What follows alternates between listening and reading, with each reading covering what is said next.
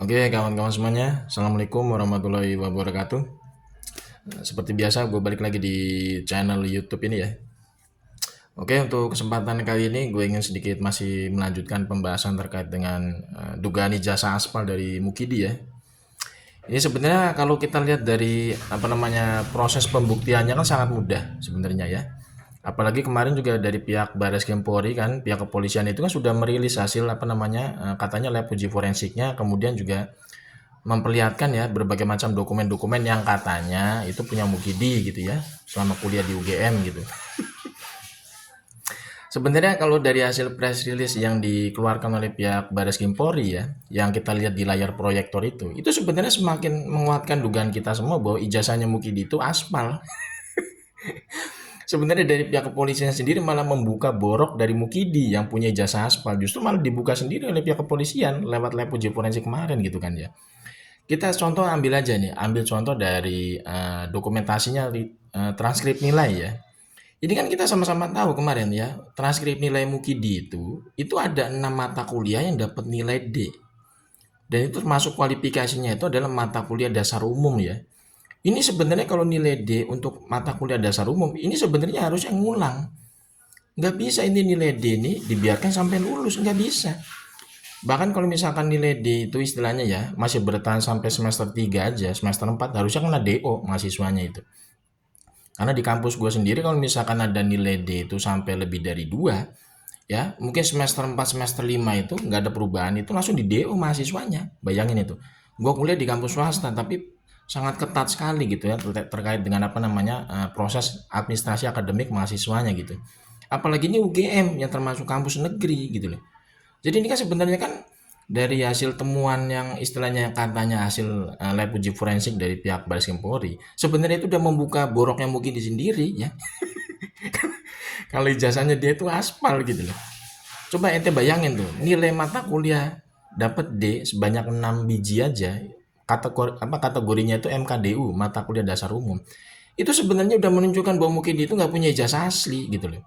Karena apa? Karena kalau misalkan nilai D sebanyak 6 mata kuliah itu kategorinya mata kuliah dasar umum, itu nggak mungkin lulus mahasiswa gitu kan ya. Pasti kena DO, drop out. Nggak mungkin sampai semester 7 lah, nggak mungkin sampai semester 6, nggak mungkin lah. Paling banter semester 3 semester 4 tuh kena DO harusnya gitu loh.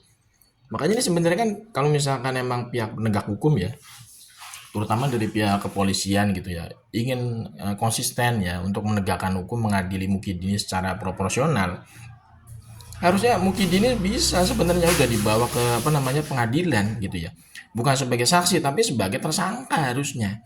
Tersangka apa ya, penggunaan ijazah aspal gitu loh. Karena misalkan nilai mata kuliah aja ini udah bermasalah seperti ini ya di transkrip nilainya, kan gak mungkin seseorang mahasiswa itu bisa mendapatkan ijazah asli ya. Karena yang namanya ijazah asli S1 itu kan nggak mungkin keluar ujuk-ujuk begitu aja.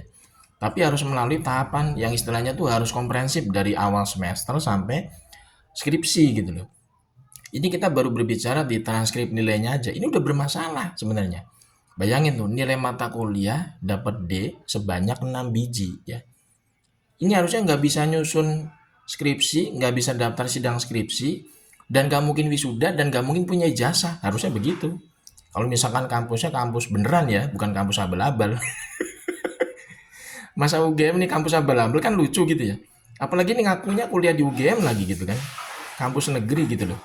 Kok bisa meluluskan mahasiswa yang punya nilai D sebanyak 6 mata kuliah gitu. Ini udah nggak masuk akal gitu. Yang orang-orang yang pernah kuliah kayak kita ini nggak masuk akal gitu. Mukidi ini bisa lulus ya, bisa punya ijazah, punya wisuda, bisa wisuda gitu ya. Padahal yang bersangkutan itu di transkrip nilainya ada nilai D sebanyak 6 mata kuliah. Ya. Ini aja udah gak masuk akal bagi kita yang pernah kuliah gitu. Ini sebenarnya kan kalau misalkan hukum di negara kita ini bener gitu ya, benar-benar istilahnya lurus ya untuk menegakkan keadilan. Mukidi ini udah bisa sebenarnya dibawa ke proses hukum, dibawa ke pengadilan, ke meja hijau. Udah pasti berakhir ke hotel Prodeo gitu kan nasibnya gitu kan.